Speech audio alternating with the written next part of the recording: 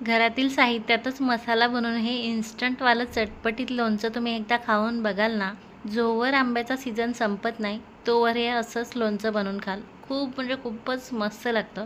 तसेच हे मिरची आणि कैरीपासून बनवलेलं लोणचं तुम्ही फ्रीजच्या बाहेर 1 ते 1.5 महिना स्टोअर करून ठेवू शकता आणि फ्रीजमध्ये तर हे 3 ते 4 महिने आरामात टिकतं. आणि महत्त्वाचं म्हणजे हे फक्त 5च मिनिटात तयार होतं.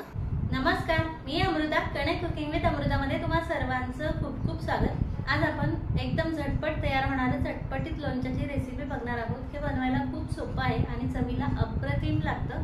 लगेच आपण रेसिपी पाहूयात. त्या अगोदर एक छोटीशी विनंती आहे, रेसिपी पूर्ण बघा आणि रेसिपी जर आवडली तर प्लीज व्हिडिओला लाईक आणि शेअर करा.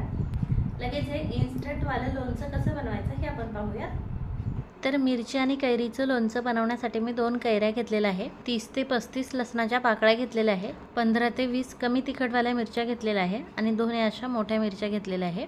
आता ह्या कैऱ्या आपल्याला स्वच्छ धुवून एका कपड्याने पुसून घ्यायच्या आहे. यावरती पाणी राहणार नाही याची काळजी घ्यायची आहे. तसेच मिरच्या देखील स्वच्छ धुवून सुकून घ्यायच्या आहेत. पाणी आणि लोणचं हे दोघे एकमेकांच्या एकदम विरुद्ध आहे, कारण याला थोडं जरी पाणी राहिलं तर लोणचं लवकर खराब होतं. आता मिरच्याचे मी देठ काढून घेते. असे तुम्ही देठ देखील यात घालू शकता, फक्त देठाला पाणी राहणार नाही याची काळजी घ्यायची. या मिरच्या अजिबात तिखट नाही आहे आणि एकदम कोवळ्या कोवळ्या मिरच्या घेतलेल्या आहेत मी.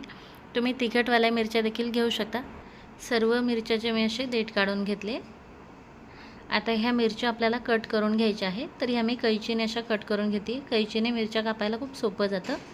मी आता अशा एका मिरचीचे 2 भाग करते. तुम्ही याला गोल गोल देखील कापू शकता. अशा प्रकारे तुम्हाला आता जशा प्रकारे लोणच्यात मिरच्या आवडतात त्याप्रमाणे तुम्ही ह्या कट करून घेऊ शकता. मिरचीचे 2 भाग केल्यामुळे दोन्ही भागाला छान मसाला लागतो आणि मिरची कमी तिखट लागते.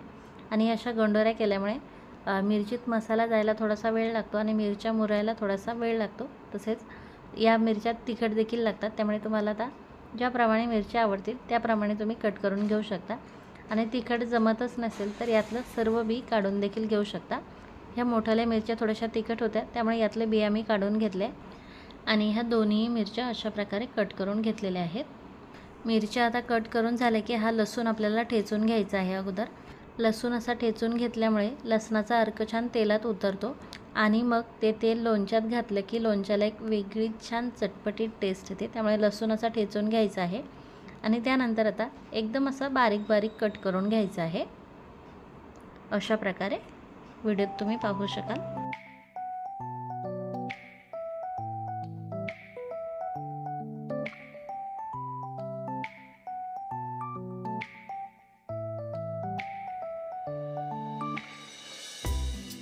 आता कैऱ्या देखील आपल्याला कट करून घ्यायच्या आहे. कैरीचा अगोदर देठ काढून घ्यायचा आहे आणि त्यानंतर आता आपल्याला पाहिजे तशा कैऱ्या कट करून घ्यायच्या आहे. तुम्ही याच्याशी लांब लांब पीस देखील करू शकता किंवा याच्याशी बारीक बारीक तुकडे देखील करू शकता.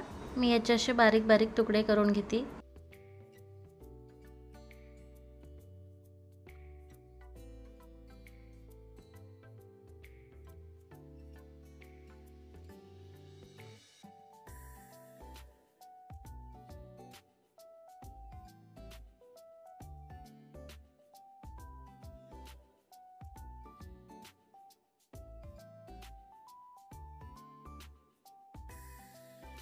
दोन्हीही कैऱ्या मी कट करून घेतलेल्या आहे. आता हे आपल्याला एका बाउलमध्ये काढून घ्यायचे आहेत.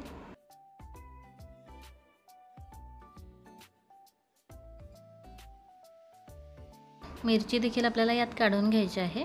यात आता आपल्याला पाऊण चमचा हळद घालायची आहे, 2 चमचे लाल तिखट घालायचं आहे. लोणच्याला छान रंग येण्यासाठी काश्मीरी लाल मिरची पावडर देखील घालायची आहे. माझे दोन्ही मिक्स मिरची पावडर आहे, त्यामुळे मी 2 चमचे घातलेला आहे. तुम्ही सेपरेट देखील मिरची पावडर यात घालू शकता. तसेच आपल्याला 1.5 ते 2 चमचा मीठ देखील यात घालायचं आहे. मीठ थोडंसं जास्तच घालायचं आहे आणि हे आता सर्व व्यवस्थित मिक्स करून घ्यायचं आहे. अशा प्रकारे ह्यात आपण थोड्या वेळ साईडला ठेवूयात आणि याचा मसाला तयार करून घेऊयात. मसाल्याच्या डब्यातल्या छोट्या चमच्यानेच मी 2 चमचे बडीशोप घेतलेले आहे, पाऊण चमचा मोहरी घेतलेली आहे, 1 चमचा जिरे घेतलेले आहे आणि अर्धा चमचा मेथी घेतलेली आहे. मेथी थोडीशी कमी घालायची आहे, जास्त घालायची नाही आहे. यात आपल्याला हलकंसं भाजून घ्यायचं आहे. या सर्व जिन्नस जळणार नाहीत याची आपल्याला काळजी घ्यायची आहे. यातून खमंग भाजल्याचा वास आला की लगेच आपल्याला गॅस बंद करायचा आहे आणि हे एका प्लेटमध्ये काढून घ्यायचं आहे. आणि हे थंड झालं की आपल्याला याची जाडसर पावडर करून घ्यायची आहे. एकदम बारीक पावडर करायची नाही आहे, अशा प्रकारे याची जाडसर पावडर करायची आहे. हे आता आपण थोड्या वेळ साईडला ठेवूयात आणि आपली पुढची प्रोसेस पाहूया. इकडे आपल्या कैरी आणि मिरचीला छान पाणी सुटलेलं आहे, तुम्ही पाहू शकाल. आता यावर घालण्यासाठी आपल्याला तेल गरम करून घ्यायचं आहे. तर एका फोडणीच्या पॅनमध्ये मी 3 ते 4 पळ्या तेल गरम करायला ठेवलेलं आहे.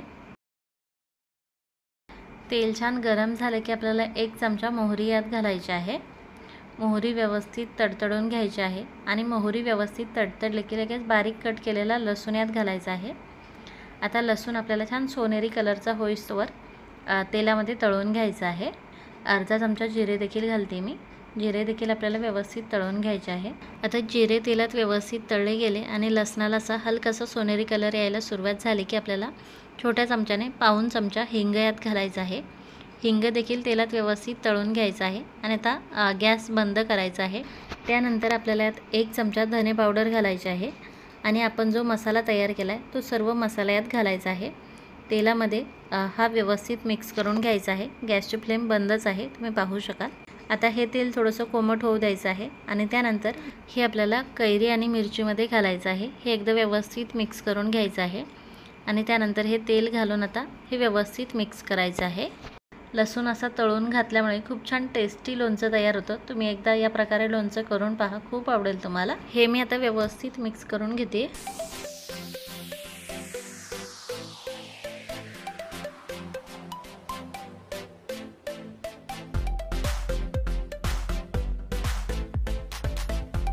किती चटपटीत आणि चमचमीत लोणचं तयार झालं आहे, तुम्ही पाहू शकाल. कलरही खूप छान सुरेख आलेला आहे.